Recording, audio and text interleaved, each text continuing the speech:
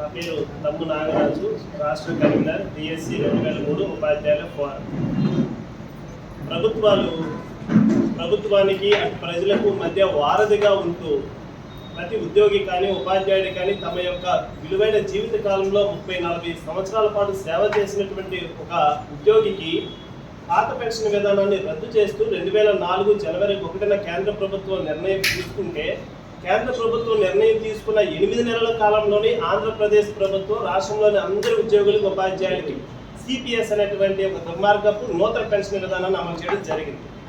ఆ తరువాత ఆ సిపిఎస్ అనేటువంటి విధానం అనేటువంటిది చాలా లోపభూయిష్టంగా ఉందని చెప్పి దేశవ్యాప్తంగా అనేక ఉద్యమాలు జరిగితే, కేంద్ర ప్రభుత్వం 2016లో సిపిఎస్ ఉద్యోగులకు కూడా పాత పెన్షన్ తీసుకునేటువంటి ఉద్యోగులకు వల్లనే ఫ్యామిలీ పెన్షన్ గ్రాట్యుటీ అనేటువంటిది మంజూరు చేయడం జరిగింది.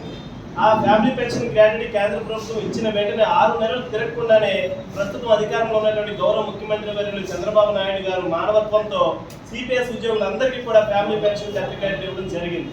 మరి సిపిఎస్ అమలు చేయండి అని చెప్పినటువంటి 8 నెలల్లో సిపిఎస్ అమలు చేసినటువంటి ఆంధ్రప్రదేశ్లో ఫ్యామిలీ పెన్షన్ డెత్ గ్రాట్యుటీ ఇవ్వండి అని చెప్పేసి కేంద్రం చెప్పిన 6 నెలల కాలంలోనే ఆంధ్రప్రదేశ్లో దాన్ని అమలు చేసినటువంటి ముఖ్యమంత్రి గారు మరి 2020లో కూడా సిపిఎస్లో అమెండ్మెంట్ తీసుకొచ్చింది కేంద్ర ప్రభుత్వం.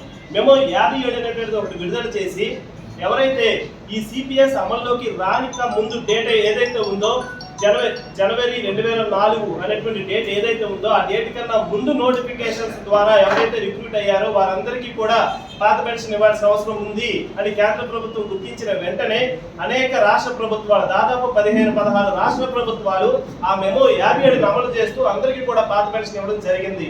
కానీ మన ఆంధ్రప్రదేశ్లో 60 నెలల కాలం ముగిసిపోయినప్పటికీ కూడా ఏ ప్రభుత్వం, గత ప్రభుత్వం కావచ్చు, ప్రస్తుత ప్రభుత్వం కావచ్చు, నిమ్మకు నీరెత్తినట్లుగా వ్యవహరిస్తున్నారు. దీనితో మేమంతా కూడా రాష్ట్రంలో ఉన్నటువంటి 10,000 మంది ఉద్యోగ ఉపాధ్యాయులు అందరం కూడా ఉద్యమ బాట పట్టాము. గత 3 నెలల కాలంలో మేము చేయని ఉద్యమం లేదు. గృహదీక్షలు, కుటుంబ సభ్యులతో గృహదీక్షలు చేపడుతున్నాము, పోస్ట్ కార్డు ఉద్యమం చేపట్టాము, జిల్లా కేంద్రాల్లో నిరాహార దీక్షలు, ధర్నాలు చేపట్టాము. ఈ నెల 25వ తారీఖున ఎవరు ఊహించిన విధంగా రాష్ట్ర స్థాయిలో మహాధర్నా ఒకటి చేపట్టబోతున్నాము. ఈ రాష్ట్ర స్థాయి మహాధర్నా చేపట్టడానికి ముందుగానే, మేము ఆ ధర్నా చేయక ముందుగానే గౌరవ ముఖ్యమంత్రి గారికి స్పందించాలని చెప్పేసి మేము కోరుతున్నాము. 2 రోజుల క్రితం నారా లోకేష్ గారు వారి యొక్క ట్విట్టర్లో స్పందించారు. మీ యొక్క సమస్యను చర్చల ద్వారా పరిష్కరిస్తామని వారు చెప్పడం జరిగింది. చర్చలు అవసరం లేదు సార్, కేంద్ర ప్రభుత్వం ఇచ్చినటువంటి మెమో 57 చాలా స్పష్టంగా ఉంది. సిపిఎస్ జీవోలు అమలు రాకముందే ఎవరైతే నోటిఫికేషన్ ఉన్నారో ఆ నోటిఫికేషన్ 2003 నోటిఫికేషన్ మాత్రమే. ఈ 2003 డిఎస్సి నోటిఫికేషన్ ద్వారా 10,000 మంది ఉద్యోగులు ఉన్నారు. గ్రూప్ 2 ద్వారా మరికొంతమంది ఉన్నారు. మేమంతా కలిపిన 11,000 మంది అవ్వము. మా యొక్క లెక్కలన్నీ కూడా అన్ని ప్రభుత్వాలు, గత ప్రభుత్వం, ఈ ప్రభుత్వం అనేక సార్లు మా యొక్క వివరాలు కింద నుంచి తీసుకోవడం జరిగింది.